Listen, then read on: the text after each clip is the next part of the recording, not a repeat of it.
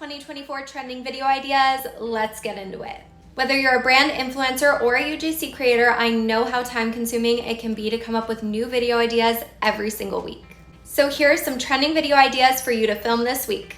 If you haven't done this already, I highly recommend hopping on the vision board trend. It's super trendy right now. We're only in the second week of January and you can apply it to literally any niche.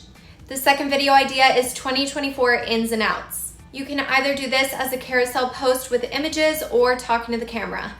And once again, this can apply to any business or any creator. The third trend to hop on is girl therapy. Essentially with this trend, all you have to do is edit together a montage of all of the things that make you happiest and make you feel like the best version of yourself. Fourth is using the Because It's Iconic soundbite.